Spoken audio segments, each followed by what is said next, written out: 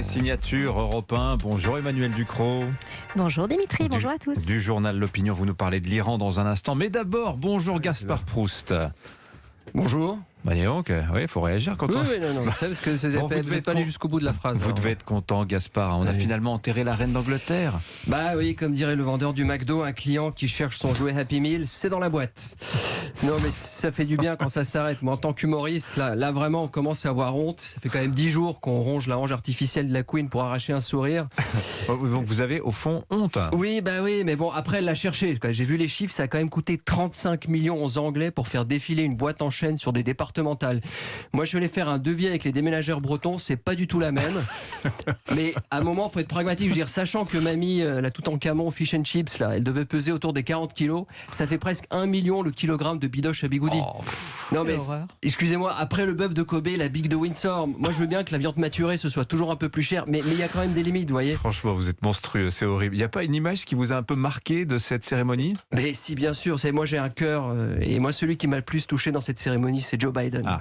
Bah ouais, notre Joe le taxi ricain, enfin, vu son état, plutôt Joe sous le taxi. Et il était là, il a regardé le cercueil de la reine, il s'est dit, ah, elle va quand même nous manquer, Diana Ross. Puis après, il est venu voir Macron, il a regardé Brigitte, s'est tourné vers Manu et lui a dit, vous avez tellement de chance que votre maman soit toujours là. Mais bon, ça c'est tout Joby Joba, et nous en France, on vivra jamais ça. Vous voulez dire qu'on n'aura plus jamais de roi, de reine en France? Mais c'est impossible. Je vous rappelle quand même que les tombeaux des rois de France se trouvent en Seine-Saint-Denis. Vous imaginez le bordel si on fait un convoi pour enterrer le roi là-bas? Pensez vraiment que la terre entière a envie de voir les Dalton faire des roues arrière sur le cercueil? Il faut être réaliste, au bout de 5 minutes le convoi il va se faire braquer, dans 3 jours vous trouvez le slip du roi sur le bon coin, à un moment.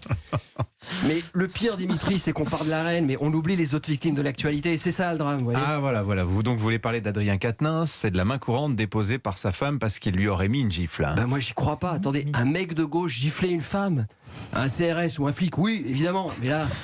À mon avis, ils ont dû faire des jeux de rôle sexuels qui ont un peu dérapé. Vous voyez. Ah bon, vous croyez ça? Ah bah c'est l'intimité du couple, c'est compliqué, hein, ça on sait jamais. Il suffit que sa nana soit pointée en porte-jartel et lui a balancé « Je vais te faire courir, bouquin !» Et là, le gars, vous voyez, Adrien, c'est insensible. D'ailleurs, Mélenchon a tout de suite réagi. Ah oui, alors il a déclaré sur Twitter « Mon affection pour Adrien ne veut pas dire que je suis indifférent à Céline. » Putain, c'est beau. Mélenchon, c'est le Phèdre bolchevique. C'est Adrien, je t'affectionne, mais Céline, je ne te hais point. Vous voyez, lui, dès qu'il écrit un truc sur Twitter, tu sais que la liberté guidant le peuple vient de s'enfoncer 10 cm dans une fosse septique. C'est merveilleux. Hein. Mais bon, après, heureusement qu'il y a des bonnes nouvelles quand même. Alors, vous voulez parler du déplacement des migrants dans les communes qui se vident, enfin le placement, hein, plus exactement. Ouais. Quelle idée de génie.